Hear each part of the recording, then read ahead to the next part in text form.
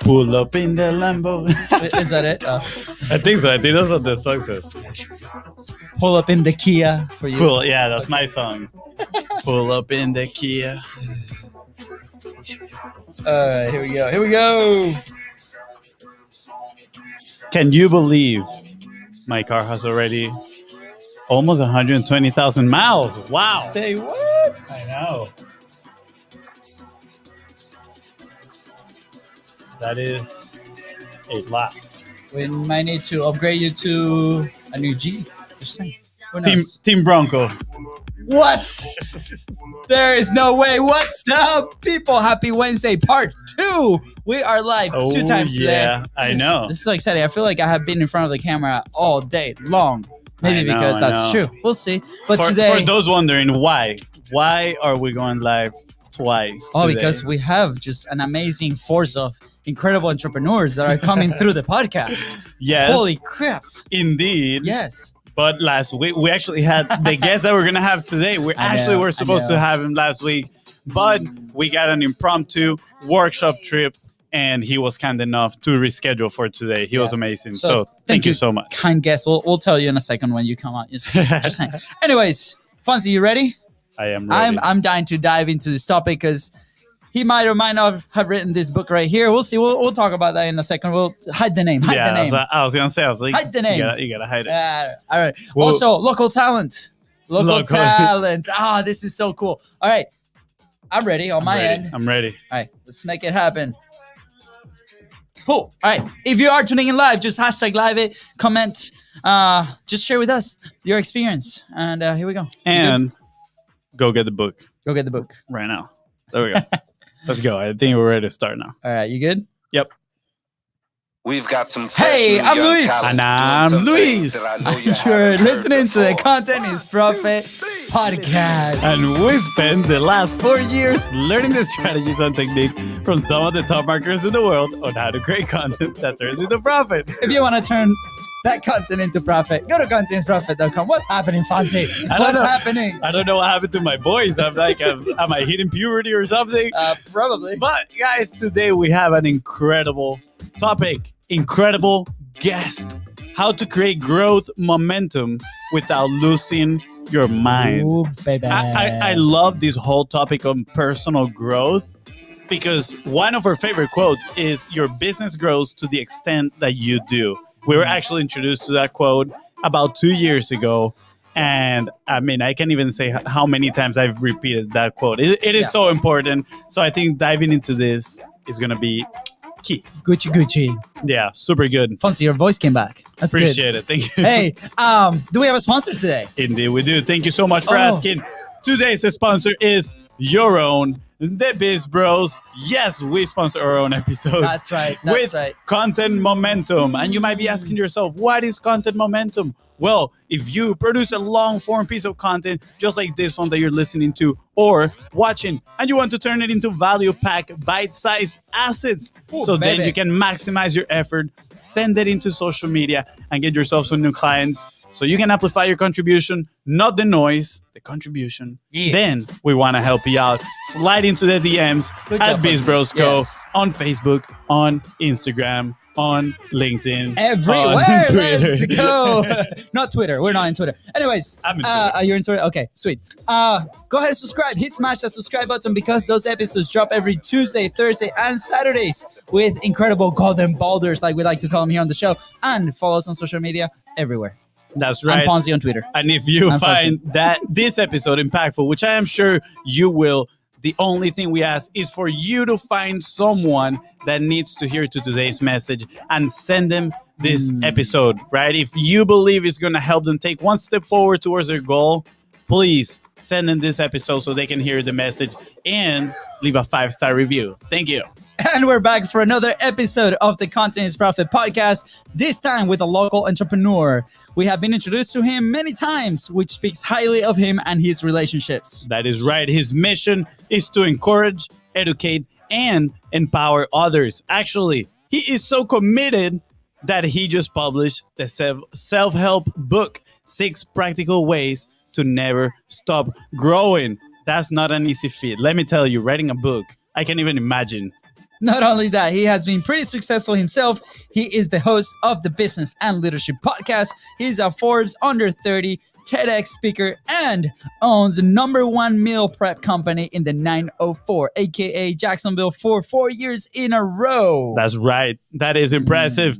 Please welcome local entrepreneur hero, author of the self-help book, and someone you don't want to mess up with because he works out a lot, Jared Graybill.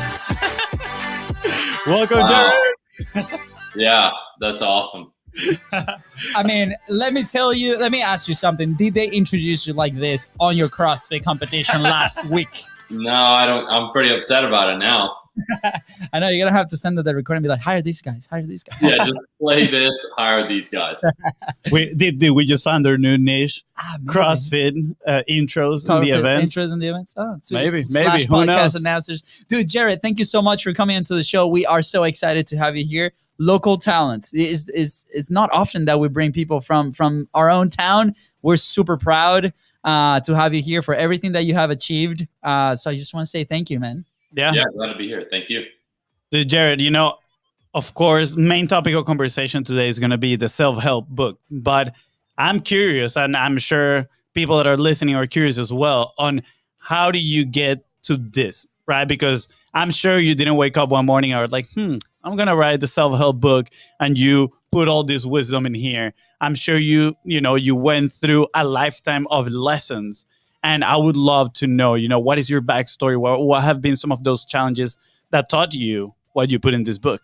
Yeah, great question. I mean, you're right. Writing a book, I think, is somewhat of a especially writing a self-help book is somewhat of a lifelong journey. But I'll sort of wrap up the long form story to make it as short as possible. When I was a kid, I read a quote by Benjamin Franklin, and I'll just paraphrase it. And he basically said, if you want to be someone worth remembering, either do things worth writing about or write things worth reading. And, I don't picture myself being the next like Red Bull athlete jumping out of space or anything. So I figured I should probably write a book at some point. So since I was a kid, that's always been an ambition. However, I was never a very competent or talented writer. Throughout English classes, literature classes, I was always a C- kind of kid, very mediocre. I liked math and I liked creativity and arts and things like that. So I didn't really get into writing until, maybe 4 or 5 years ago, when a buddy of mine who I talk about in the book, Alex, inspired me to start writing blogs, which are a lot easier than like writing a book, right, in your mind. And so a couple years ago, I got asked to lead a group at church, like a large group that we had at the church campus, on biblical approach to entrepreneurship. And I wrote a teaching called Taming the Lion. And I wanted to take this teaching and write a book about it. So I worked on that for about a year, on and off. And I guess you could say I got writer's block. And I'll be honest, I really just didn't have the confidence to finish a book because I thought, who am I to write a book? Yep. And so I kept blogging. And then about a year and a half ago, I wrote a blog called 6 Ways to Never Stop Growing. And I taught it in person at a couple organizations. I did it as a public speaking opportunity a couple times. And it was 10,000 words, way too long to be a blog on my website. My normal blogs are 1,000. And so I thought, I left a lot out, and I could finish this up and probably write it in about 20,000 words, which is about 100 pages. And I thought maybe this could be my first book. And then I could get, my training wheels out underneath me and learn what the publishing process is like. So December of 2019, I committed to finishing it. And then probably March or April of last year, I finished the manuscript and then pursued a publishing agency, worked a deal out with Scribe. And then, they went through 3 revisions and then here we are.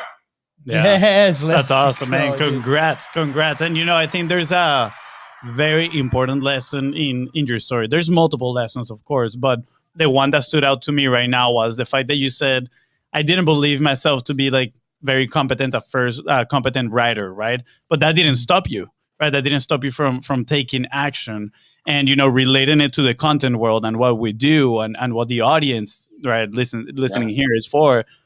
sometimes we're so afraid to step in front of the camera and share our message because we have the same doubt of who am I to actually be talking about this topic when there might be someone out there that might be better suited to talk about it, right? Right. And guess what? It's okay. It's even better. You need to put yourself out there in those uncomfortable situations because that's the only way to grow, right? So I'm curious, going a little bit farther back on Jared, right? Like, how did you get started on the world of personal growth? Because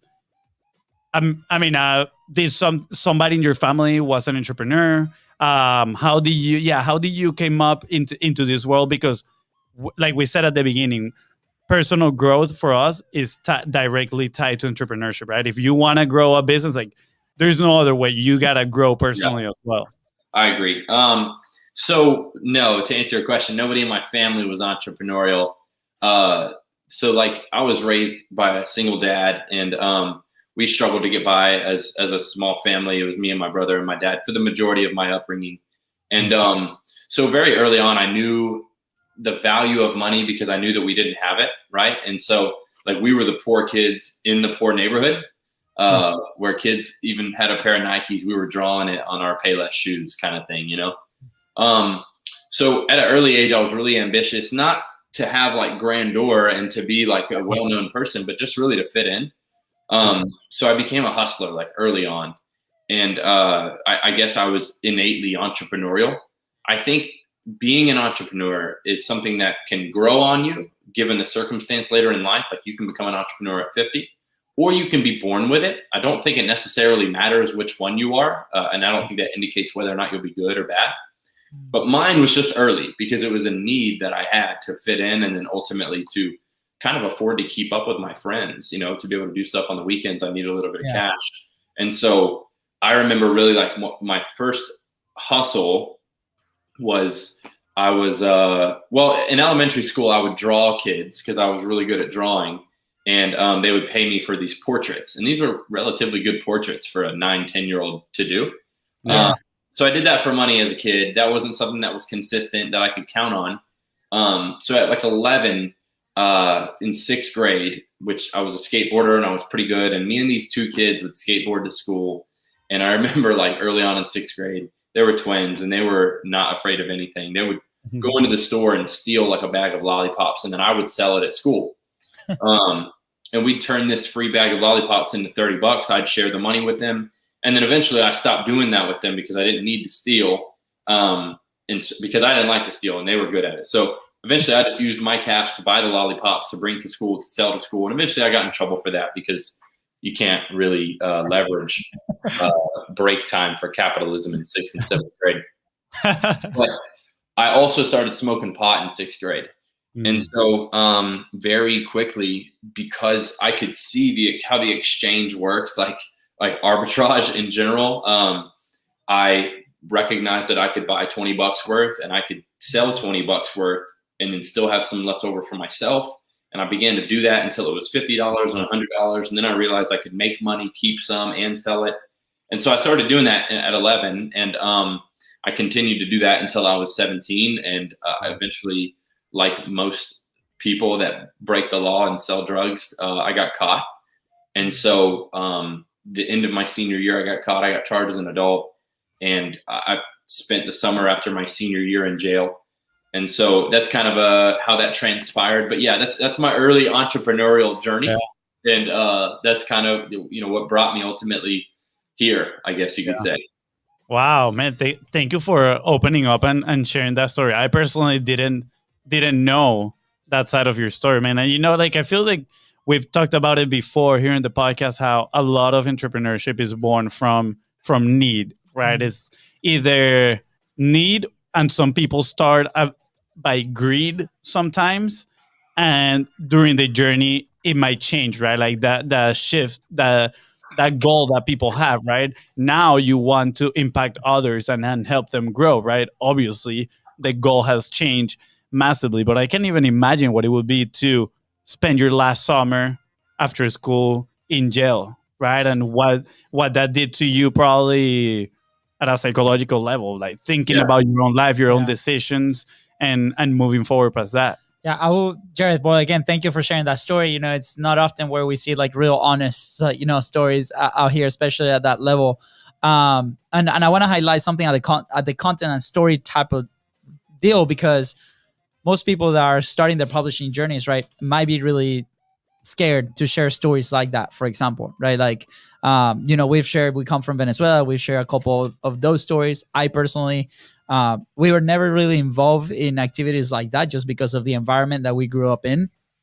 But we had other stories like being kidnapped, for example. Like that's one of the ones, right? That it might not be easy to kind of start sharing because we don't understand really the value that could potentially bring to people that might follow us. So I appreciate you sharing that story, and I want everybody listening to take note.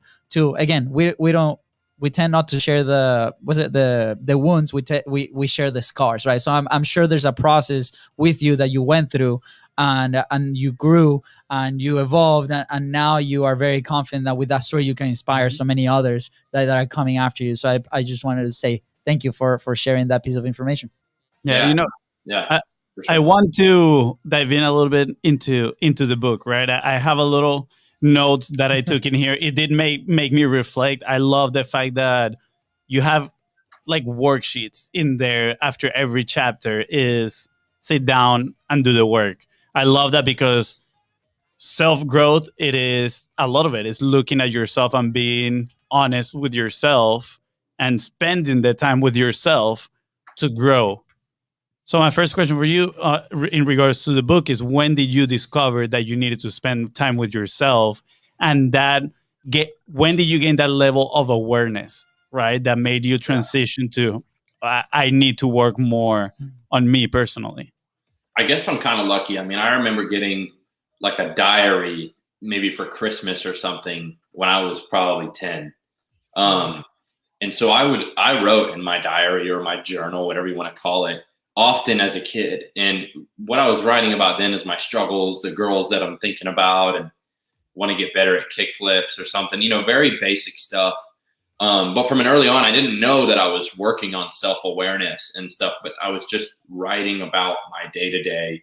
And I had done that for a long time. And it's something that faded away into high school, because high school wasn't about self-awareness. It was really more about fitting in and getting girls to like you and just getting to college. So really, one of the most pivotal experiences in my life that made me pursue self-growth was going to jail. Because I was so selfish in high school. I had a chip on my shoulder because I was the poor kid, and like, why do I have to be poor? And all of my friends are rich, and da da da da da da. And because of that, I had these ambitions that got me in trouble. And so when I got in jail, I got a real dose of reality, because jail is not like the movies. And just to clarify, I wasn't in prison. County jail is different than prison. I would argue that it's worse, but that's because you're not supposed to be there for a long time. So, we ate about 1,000 calories a day. You ate at 4 a.m., 1 p.m., and 5 p.m. You're underneath yellow lights 23 hours out of the day. Even when you go to sleep, all they do is dim the lights. Like, it's miserable. Wow. You're just in this block 24 hours a day. And if you get in trouble, you're locked down in your room, and it is absolutely miserable. And so the freedoms that I took for granted prior to that, I realized that I was in jail. It was a big wake-up call. So I not only realized how much I actually had prior, but I found God in jail. And going into jail, I was an atheist. And when I say I was an atheist, I wasn't like a smart one. I couldn't argue with a Christian, about the existence of a creator. I just chose not to believe for myself because I had this chip on my shoulder. Yeah. And it's a whole nother story, but through, really a divine encounter, I came to know God and to know Jesus in county jail. But in addition to that, I had also gotten into fitness prior to going to jail, because I had to quit smoking weed right before. And so I didn't know what else to do with my time, but I got invited to the gym and I started going. And the gym is really what introduced me to continual self-growth, because you go on Monday and you do chest, and then you do back on Tuesday. And so it was this really like measurable, consistent form of getting better every day. It was like, all right, well, my bench press is 100 pounds today. I want to be 110 by next month, 120. And then it was 150 and 170. And so exercising, and just, I want to look this way. I want to have abs. I want to have this size back, arms. It was this measurable increase. And so when I went to jail, somebody inspired me to become a trainer. which they basically were just like, when you get out of here, you should be a personal trainer. And I had no idea what that was. Yeah. And so I got out of jail. Obviously, I was a Christian at this time too. So the idea of trying to be a better human along the way was like central. But now I'm interested in the fitness industry, and I'm on house arrest. So when I got out of jail, I was on house arrest for 2 years. And I wouldn't have called it a self-growth journey, but it was a journey of getting back on my feet and ahead of the curve. And so I was working full-time. I was going to college full-time. I was studying to be a personal trainer, and I was exercising 5 days a week, like in my backyard, in my shed, because I couldn't leave my house. And so it was like I had all these markers. I want to be more fit. I want to get my education. I want to make enough money to survive, because I have all these debts now because of court fees and lawyer costs and stuff. So it wasn't necessarily that these were goals that I set. These were things that I absolutely had to do. And so 2 years goes by and I finish all this stuff. And then I have just this way that I think, this way that I live, this way that I manage my money. And then I started pursuing, obviously in the fitness industry, it was sales manager, general manager, area manager. Money-wise, it was X amount, X amount, X amount. And so that just became a part of my life, because it was such an ingrained habit from when I got out of jail. Yeah. That's interesting. That's interesting. Like, I wrote a couple of things here, right? Like measurable process, finding your markers, right? Those are two things that you mentioned in there that in the life of an entrepreneur, maybe there's somebody that wants to, kind of move forward in anything that they do in life. And in the interview that we had earlier today with Andrea, we kind of talked about this, right? The containers, and how can we execute on that and then reflect on what happens. And Fonzie often mentions the ideal process of creating something, right? Like either a piece of content, idea, a process, right? And is reflecting on that and then going back to the prototype and then execute and then going back at it, right? So what I see and what I kind of distill from the story that you just told is that you created those markers based off the situation that you had at the time with certain goals, right? And you were like consistently measuring it, right?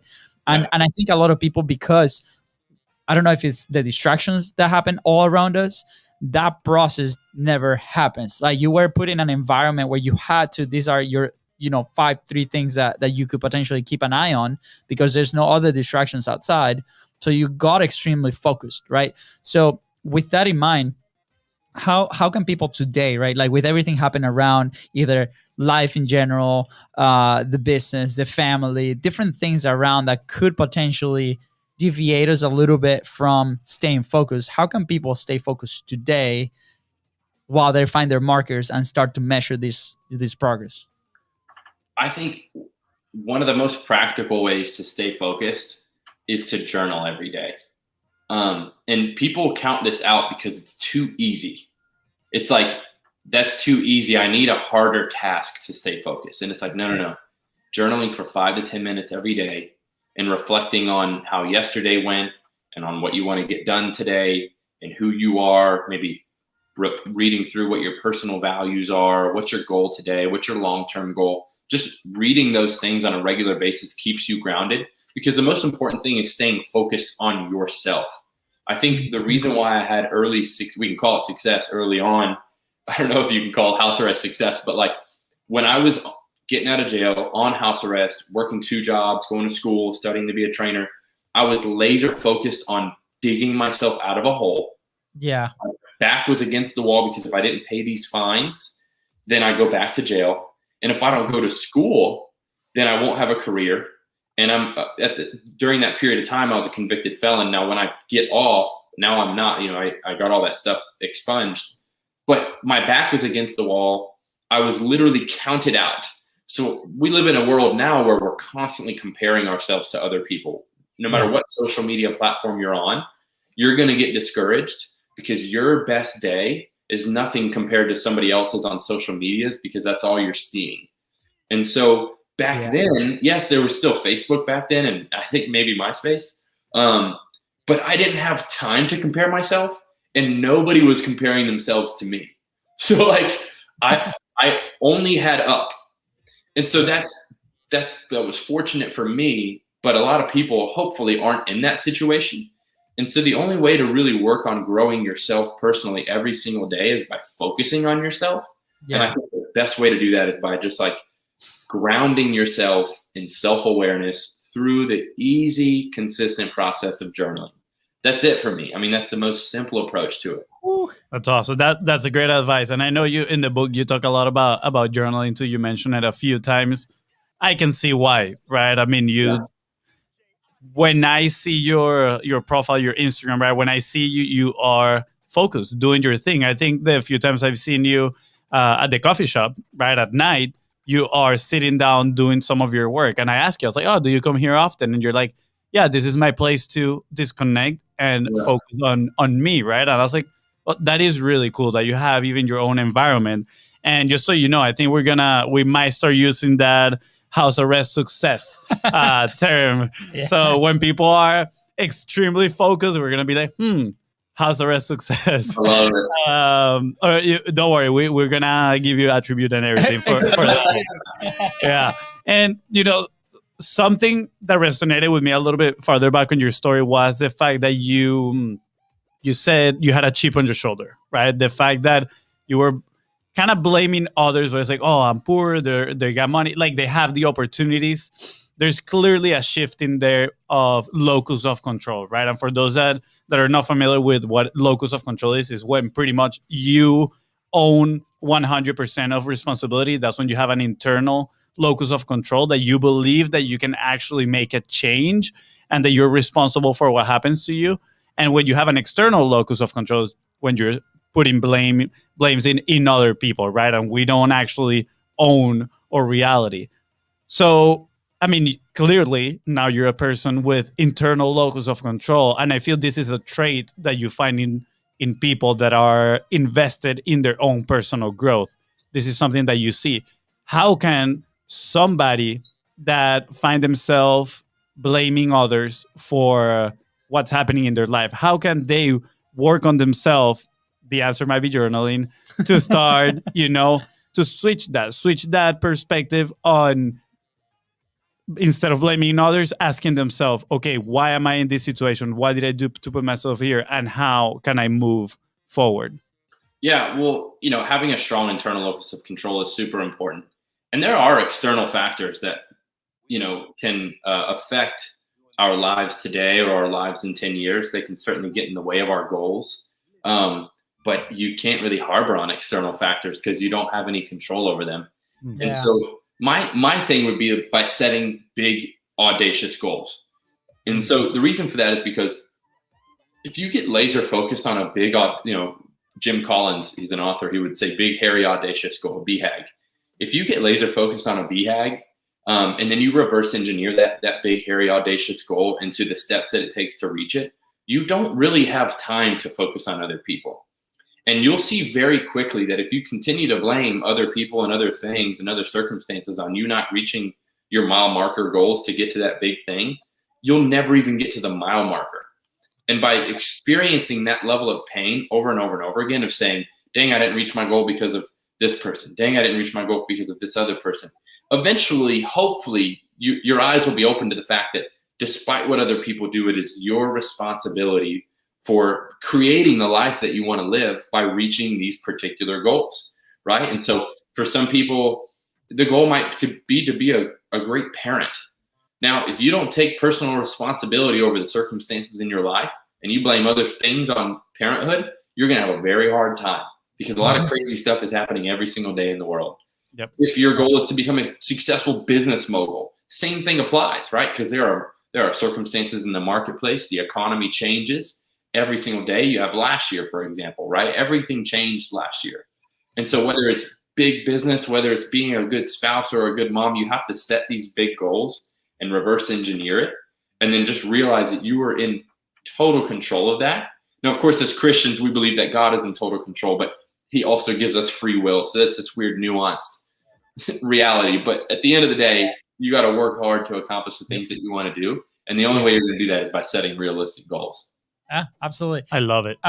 Jared, let me tell you, like we've interacted with you once or twice. Like I personally interacted with you, I think a couple of times. I don't go to the coffee shop like Fonzie does, but I'm pretty impressed and honored to also listen from people that have worked with you. And like, and as a leader, Like that's so important too, to have your crew, to have the people that you can count on to do the business, right? And in just this past year, the last 2 years have been like heavily invested for us in coaching, in the guidance, in people that can really, pull us up and holding hands to try things out and do the process. And hey, sometimes, smack our face and be like, wake up and, move forward. So what has been some of the, after that stage, and what was your process on investing in coaching and investing in mentors?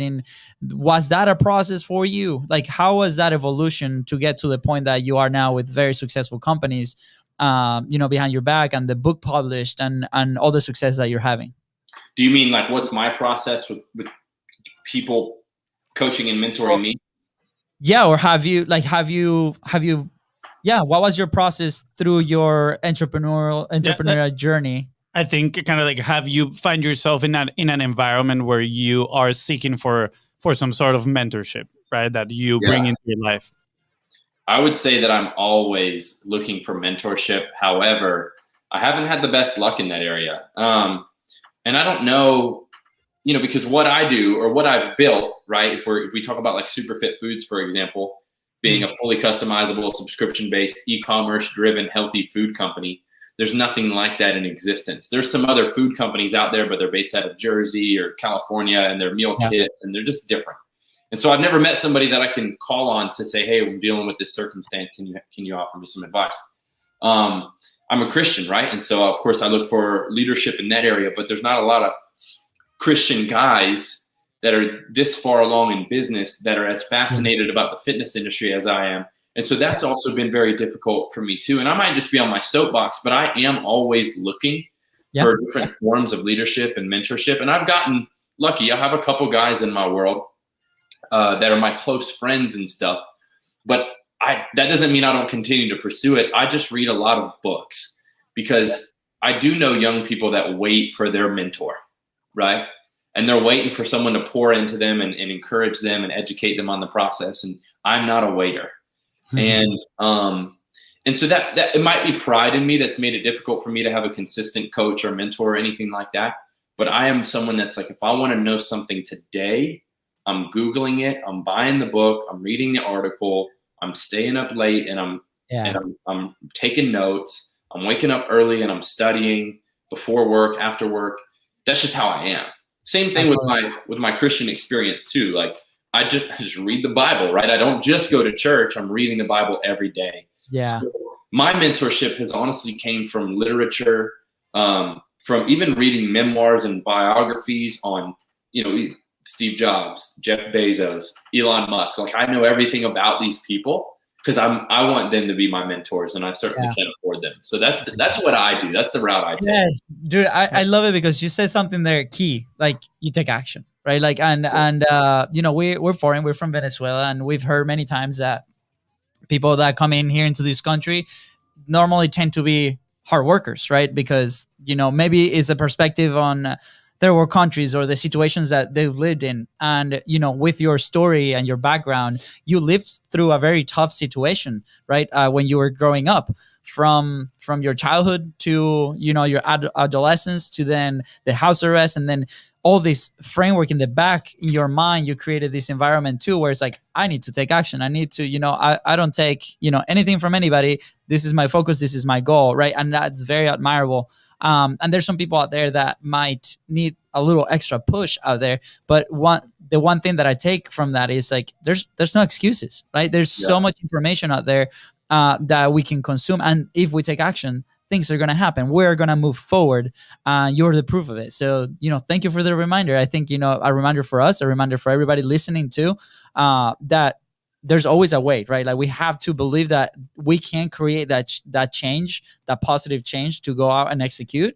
And there's no excuse. This just opened up a little bit another question in my mind, right? Because what you're explaining, I love reading too, right? I love digging into books, especially if I want to learn like a new topic. I'm like, okay, let me grab the books about that topic and just dive into those. And I think that is a trait that especially entrepreneurs have, which is that intellectual curiosity, right? Is it, I don't want to wait. Let me just go and find out the information. How can people cultivate that, right? Because especially nowadays where we live in this world, this fast-paced information world, dopamine everywhere, right? Attention span of like 8 seconds. Intellectual curiosity, it does take time and effort to sit down and read through an entire book without your mind wandering in other places, right? And I know part of the answer might be you need to want it bad enough, right? Do you actually want what you're doing? But what do you think could be a way for people to start cultivating that intellectual curiosity? Well, this is a practice that sometimes I have to do myself. And again, this comes back to, it would help to have a journal, but is sitting for a moment and thinking about what will my life look like in 5-10 years if I continue to do nothing about the things that I want to accomplish. And literally thinking about that. For example, I used to smoke cigarettes. Like I started at age 11. It kind of came with the weed smoking and skateboarding territory. And granted, this is 20 years ago too. So people, like, everyone smokes cigarettes. And I smoked until I was 19. And that was when I wanted to pursue becoming a personal trainer. And I thought, nobody's going to hire a trainer that smokes cigarettes. That was just my thought. That was an act. There was a bunch of trainers that smoked. But that was my thought. But I was addicted physically to smoking cigarettes. But I had to hate the idea of being an unemployed cigarette smoker more than the idea that I liked about being a personal trainer. Like I literally had to learn to hate what the future might look like if I don't quit this habit. Yeah. And I think not taking action is a bad habit. And so best way to start is just to imagine, what would my life look like in 5, 10, 20 years if I continue to not work towards my goals, and literally manifest that. And then you got to hate it. You got to hate it. What would my life look like if I continue to be broke? What would my life look like if I continue to skim by? What would my life look like if I continue to rely on everybody else to get by, my parents, my spouse, my friends, whatever? Or what would the latter look like? And so you got to learn to hate what the former might look like. And then taking action is really about baby steps. People get themselves so hung up on, and I know I said set big goals, but you have to reverse engineer it to the minute details of what does the first step look like to making $1 million? It's saving $5 this week. It's baby steps. It's compound interest on small actions, and that's what creates habits. And so again, that's where I would start in creating disciplines. Now, something I talk about with reading, because I think reading is like one of the major elements to self-growth, is start with a book that you know for sure you will like. And let's say you want to build a great big business, but you've tried to open up a business book and you couldn't do it. Don't try to do that. Not for now. Put that on the back burner. Read a freaking Harry Potter book if that's how you start. You know what I'm saying? Like, get in the habit of flipping open a hardcover, reading physical pages. Do that 2-3 times. Pick that business book back up and see how you do. Yeah. If you're not there yet, put it back away. Find another freaking Dr. Seuss book. Like, I don't care what it is, but you got to get in the habit of opening up a book and telling yourself, I do read books. I can read books. Because people always say, oh, I'm just not a book reader. No, you just don't like reading the books that I read. That doesn't make you not. Everyone's a book reader. Like, we've been literally writing and reading books since we could write and read. So since prehistoric times. So it's like maybe they were written on cave walls and stuff. But we've been doing this for a long time. And so start with a book you know you'll like, and then get your reps in. Just like exercise, right? You may not want to be a bodybuilder or a CrossFitter like me, but try running. You don't like it? Try riding a bike. You don't like it? Go play volleyball with your friends. There's another way to get involved in exercise without having to be the next fit queen or bodybuilder, So you gotta find your way. I love that. And I wrote down here this framework that I heard from Jeff Bezos, which was when people would ask him a question about, do you want to do this? The first thing that he asked himself is, am I going to regret it when I'm 80 years old if I don't do it? Right? And if the answer is yes, he's like, okay, let's do it. If the answer is no, I'm not going to regret it, he's like, maybe I'm not going to put my attention in here. And it comes back to, that painting that clear future on what you want to be. So I love that. I think that's a great technique. definitely an exercise that I believe, maybe, and correct me if I'm wrong, that people can do while journaling too, right? Just put those ideas down and write them down.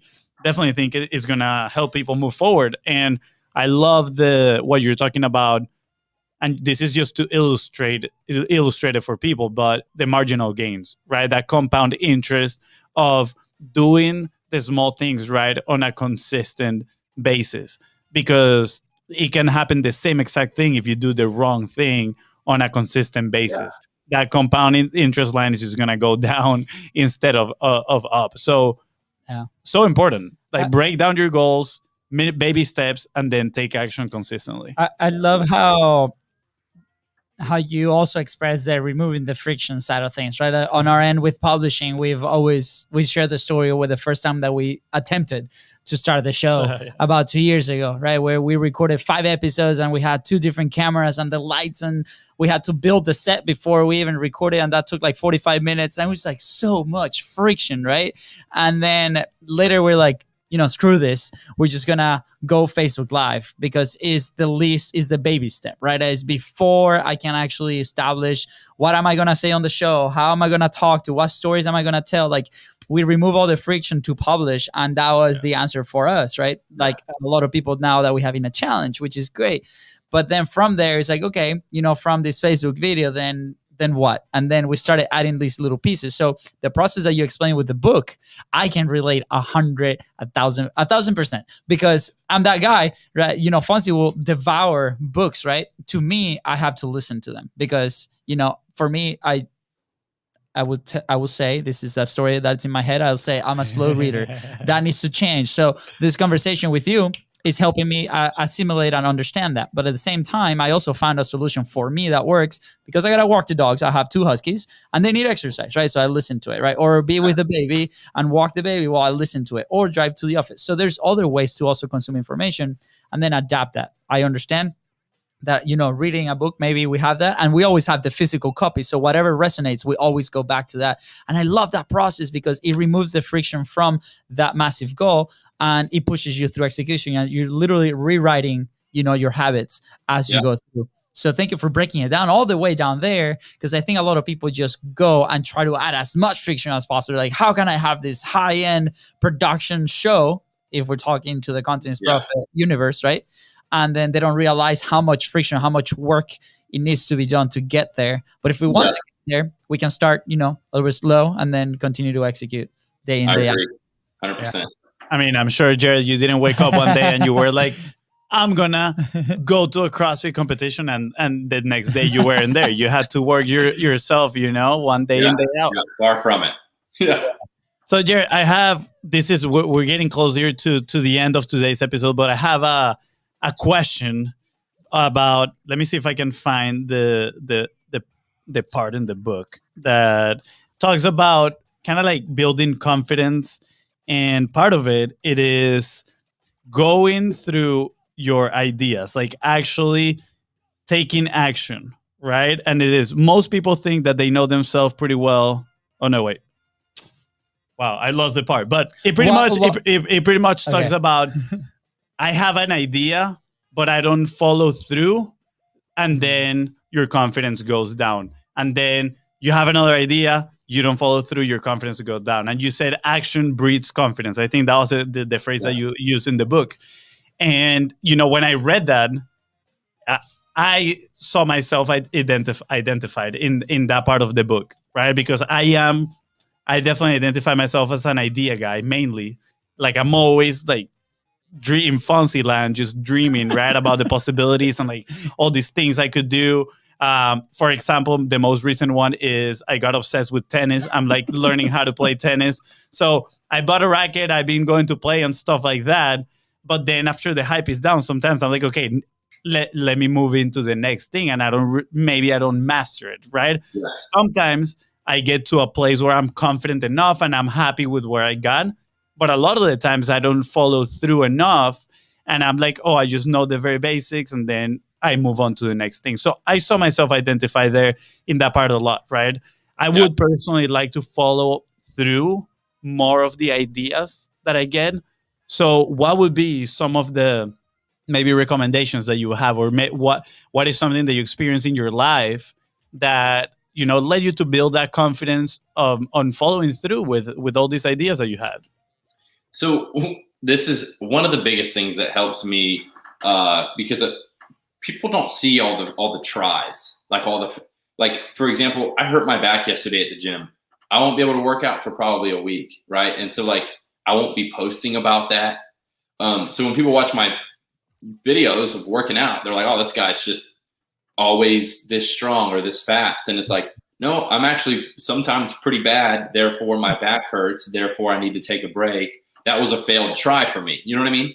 Yeah. And so like Thomas Edison had over 7,000 tries before he came up with the light bulb, right? And it's like if some of the greatest people in the world only tried at a few things, we wouldn't have electricity, we wouldn't have the iPhone, we wouldn't have the internet, we wouldn't have food delivery to your home, right? We would still be in prehistoric times on horses, walking miles to work manual labor jobs. So it's like I actually reflect on past failures of either other people or myself in order to encourage me to keep trying at things that I know are difficult. For example, hurting my back. Like CrossFit is something that I want to take a nice college try at. And to be a competitive CrossFit athlete is a huge thing. I mean, it's a global sport and anybody can play, right? So the idea of being a competitive CrossFit athlete is like slim to none. I'm 31, like I'm a little older than some of these guys. So hurting my back is easy for me to be like, you know what, I'm done trying to be a competitive CrossFit athlete. I have 5 herniated discs. But then I remember Matt Frazier got a fused spine. He's the 5-time champion of the CrossFit Games, right? And then I think about other CrossFit athletes that have herniated discs. And I spend some time literally Googling it. And I'm like, holy crap, this is really encouraging. These guys, broken ankle, surgery on his shoulder. This thing happened when he was a kid. And he's crushing it, right? And so it's like, if they can do it, why can't I? Yeah. So that really helps me. And then reflecting on my own journey of being like, I was 95 pounds when I got in high school. I graduated at 135. Went on to be a competitive bodybuilder and got, some pretty big awards there. And so it's like, I did those things. I can do this thing. Yeah.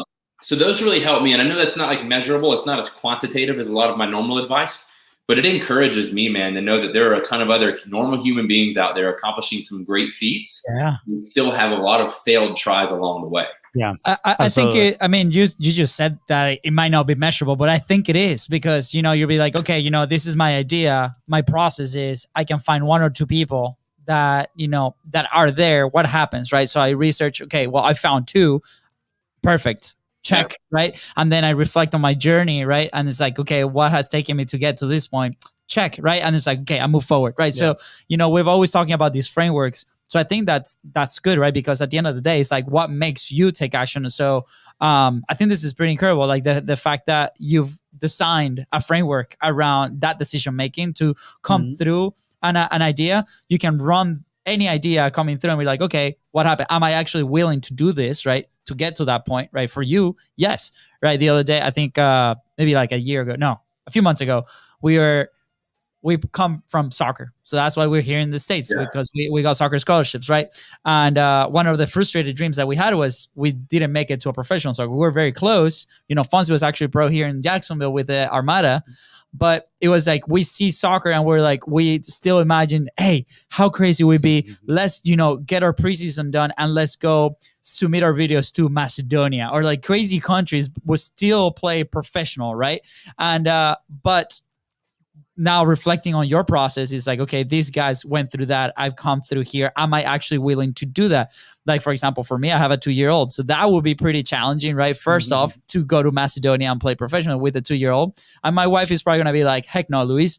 Don't. You're not allowed to do that, right? So then my process goes cut off. But at least you have that framework to go through and be like, okay, that's feasible, right? Am I willing to go and take action? So I loved it that it's highlighted here in the notes to make sure that we can revisit this every time. I got something different from what you just shared, Jared, and it was that we, as I would dare to say, most people tend to go to the negative thought at first, right? They by default we tend to see the things that we're doing wrong, maybe the things that we are not following through with, instead of let's reflect on our wins, right? Let's build momentum by looking back and say, oh wow, maybe I'm having a hard time right now, but guess what? I've done X, Y, and Z to get here, right? And I think, again, going back to the journaling, that might be a huge part of it, is reflecting and having on paper pretty much documenting your little wins day in and day out and your challenges. So when you go back and see it, you actually realize that you've been doing pretty good. And since you were talking about Jim Collins, right? I was actually listening to a podcast with him and Brene Brown, and he was talking that he measures his days from -2 to 2 on whether he was productive, whether he had a good day or not, right? Every single day. I don't remember the timeline that he has done it for, but it was a very long timeline. So when he feels like he's down one of these days, that he had a losing day, and I'm doing air quotes in here, instead of just getting on that mindset of beating yourself up, he goes back to the document and look at all the days that he has won, all the days that he scored perfect twos, and then he goes, wow, I'm actually in momentum here. I've actually done pretty well. Am I gonna let one day, one little action take all this down, right? So it is pretty impressive. I definitely, for those listening, it's an invitation to be more aware on that, right? When you find yourself in that negative mindset, is have I actually, done the work before? Do I have wins to celebrate? And just an invitation to reflect on that. Yeah, I love it. Dude, Jared, 2 last questions to wrap up the show. It has been incredible. Time has flown by. I'm like, holy moly, already done? Okay, so one is, what is a good action point? And I'm going to take a stab here on journaling, probably, that people can take to kind of start creating that momentum, right? And if it's journaling, let's develop a little bit more on that, like more specifics on how can we take action. And if something else that you want to mention, go ahead. Well, yeah, I didn't want this to be a journaling podcast, but I would say go buy a journal. That's the first action. Yes. Go spend your money on a $10, $15, $20 journal on Amazon. Question, Jared. I think don't you have your own journal? I do. Yeah. So I have the self-help journal. It's on Amazon or Etsy.